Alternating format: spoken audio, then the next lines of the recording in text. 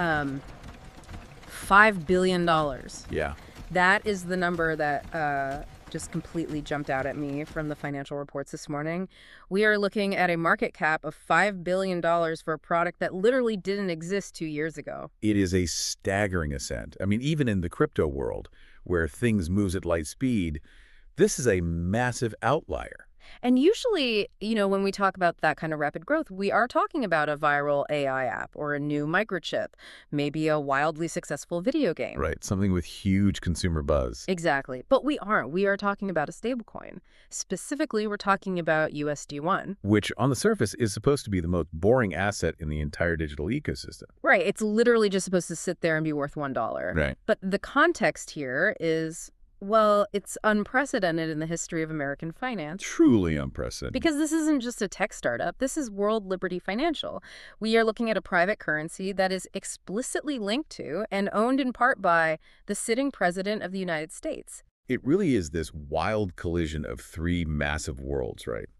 High finance, high office, and blockchain technology. It is. And just to give you listening an overview of where we're pulling this from, we have a very serious stack of source material today. Oh, absolutely. We've got financial reports from late January 2026. We've got the legislative drafts of the so-called Genius Act, blockchain analytics regarding the Binance exchange, and several Senate hearing documents. And we are going to distill all of that down for you. Exactly. So the mission for today's deep dive is pretty clear.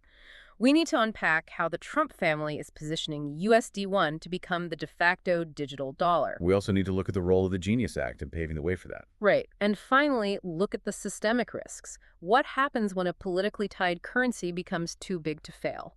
And just a quick note before we really jump in, we have sources here that contain some heavily politically charged content from both left-wing and right-wing perspectives. Yes, very important to mention, we are never taking any sides here. Right. We are impartially reporting on the content provided in these documents.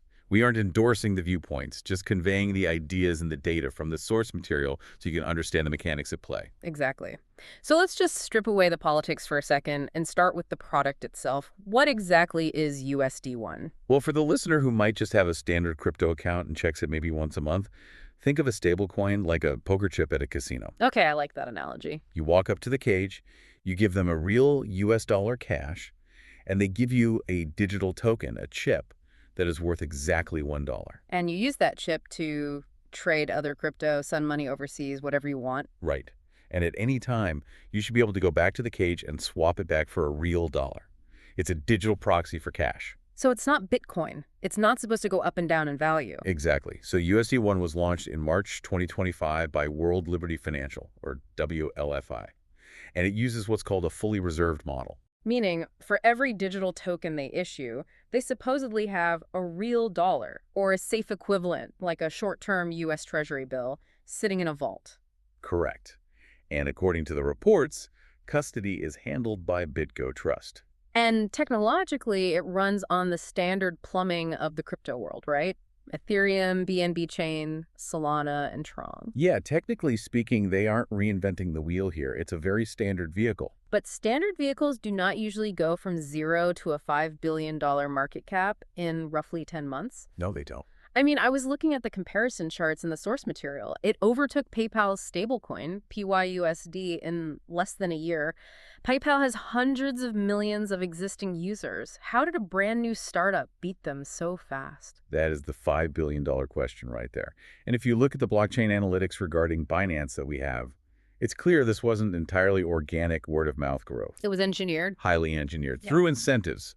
Extremely aggressive incentive programs. So people didn't rush to buy USD1 just because they liked the brand. No, they rushed in because they were essentially being paid to. The reports indicate that up to 87% of all USD1 in circulation is held on a single exchange. 87%? That is wild. Sitting entirely on Binance. Let's just pause on that for a second, because 87% isn't a market distribution. That is a stockpile. It's extreme centralization. And the reason for it is that Binance ran a specific promotion with a $40 million reward pool. Right, for holding USD1. Yes. If you parked your money in USD1 on Binance, you got a share of that $40 million. High APY promotions. So going back to your casino analogy, it's like the casino saying, if you hold our specific poker chips and just stand in the lobby, we will literally hand you cash every hour. Precisely. So naturally, the lobby fills up. But critics argue that artificially inflates the market cap, right? Because if you turn off those rewards, do the people stay? That is the exact critique, that this is just rent seekers' farming yield, not actual utility. People aren't using this to buy groceries yet. Okay, so we have a product growing like a weed thanks to Binance. Let's pivot slightly to the business model itself, the Trump family structure.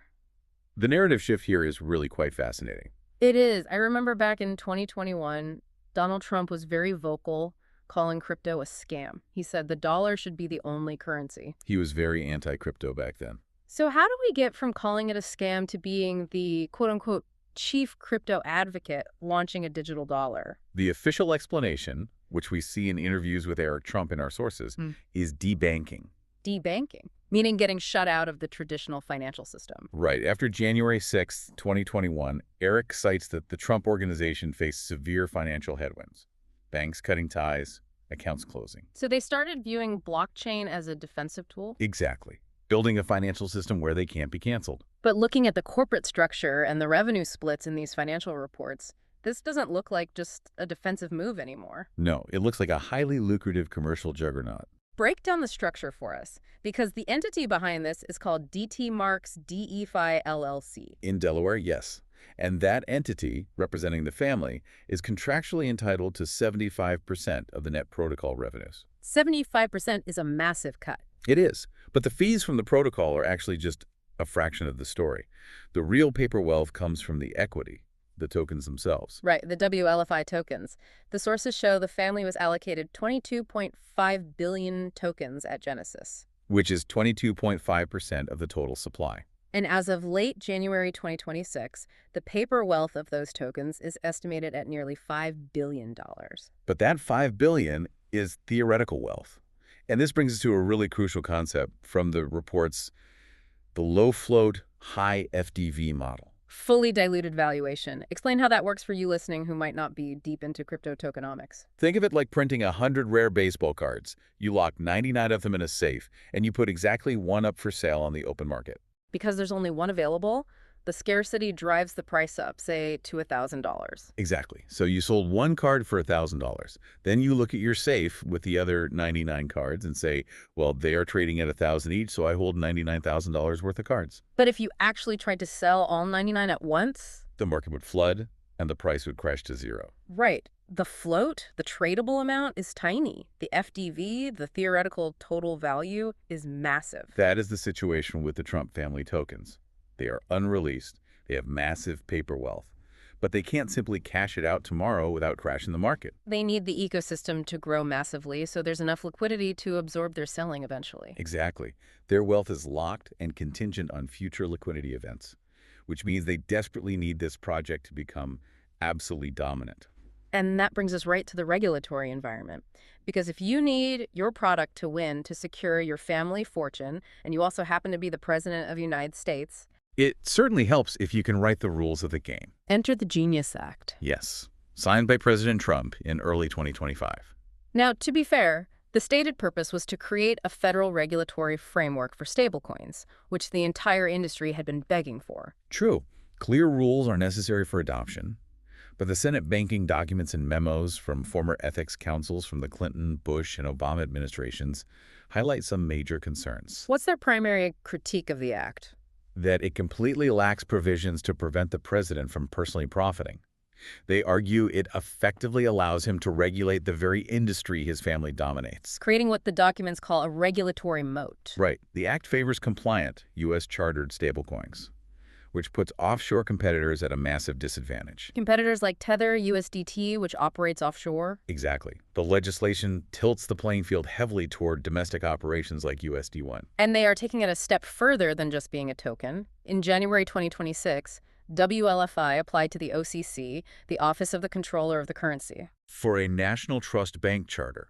They want to create the World Liberty Trust Company. Yes, which would allow them to issue USD1 directly as a bank, offering zero-fee conversion to U.S. dollars. That cements them right into the traditional banking system? It does. Let's zoom out a bit, though. I want to bring in the analysis from Sarsen Funds that was in our stack, because they made an analogy that I thought was pretty wild. They compared WLFI to the Federal Reserve. It sounds like hyperbole, but look at the stated ambitions.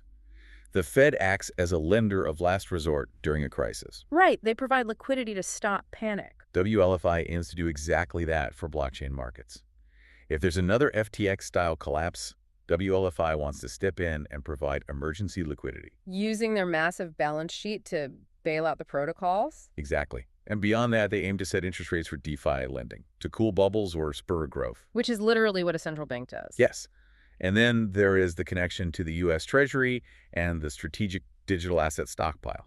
Right. The executive orders established a stockpile of government-held Bitcoin and Ethereum. The analysis points out that WLFI is positioning itself to potentially partner with the Treasury to manage those national assets. So a private company, largely owned by the president's family, might manage the government's crypto reserves. Yes. And this is where the systemic risk section of our deep dive really gets heavy. Because when you weave the White House, the Treasury, a private bank, and a volatile asset class together that tightly, a single point of failure becomes catastrophic. And we already identified a massive single point of failure earlier: Binance. Right, 87% of USD1 is sitting there. If Binance faces a regulatory freeze or bankruptcy, billions in USD1 could be locked up instantly. Liquidity vanishes. And the sources point out a very interesting timeline regarding Binance and the current administration. Yes, critics note that Binance founder CZ was pardoned by Trump in October 2025. And that pardon came shortly after a reported $2 billion investment into Binance that involved USD1. Which is raising massive red flags for ethics watchdogs.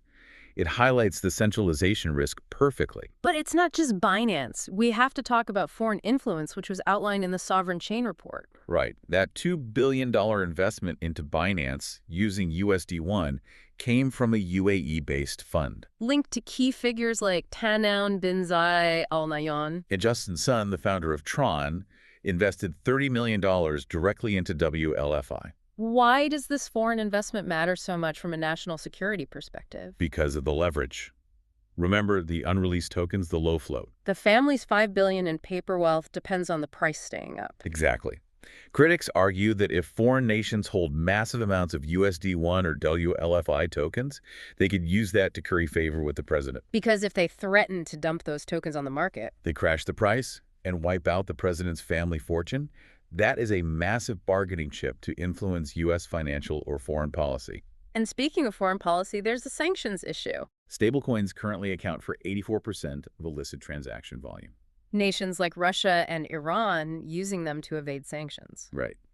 And if a Trump-backed digital dollar inadvertently facilitates this, and the president controls the regulatory framework, will it be strictly policed? It's the ultimate conflict of interest. But the absolute nightmare scenario in these documents is the bailout risk, the idea of this becoming too big to fail. This is what the memos call political risk spillover. Walk us through that scenario. Imagine USD1 becomes deeply integrated into the U.S. economy. Everyone's using it. Then a massive liquidity shock hits. Say, Binance actually goes under. USD1 breaks its peg to the dollar. It drops to 50 cents. Panic ensues. But because it is explicitly the president's coin, and it's entangled with the banking system via the Genius Act. The reputational blow to the U.S. dollar itself would be catastrophic. Exactly. So the U.S. government might be forced to step in. Taxpayers bailing out a private family business to save the broader economy. We would have privatized the gains and socialized the risk. That is the core fear outlined in the Senate documents. Wow. We started this deep dive talking about a family claiming they were fighting debanking. And now we're looking at a $5 billion behemoth seeking a federal banking charter, backed by legislation signed by the owner. It's a massive shift from market-driven stablecoins to what the reports call a state-backed, or really a family-backed digital currency. It is the absolute convergence of high finance, high office, and blockchain. So, to you listening, as we wrap this up, I want to leave you with a final thought to chew on. It's a profound situation. If the president controls the regulatory framework, the strategic stockpile, and the dominant private stablecoin, have we effectively privatized the Federal Reserve? And the follow-up to that. Right. If the unreleased wealth of the first family depends entirely on the success of this specific coin, can the government ever afford to let it fail? That is the defining question going forward. Thanks for taking this deep dive with us today. Keep your eyes on those charts and definitely keep your eyes on the legislation. We'll catch you on the next one. Secretary? Is the director planning to resign?